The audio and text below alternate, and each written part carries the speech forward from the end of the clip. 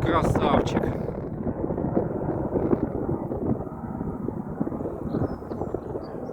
Вот это да.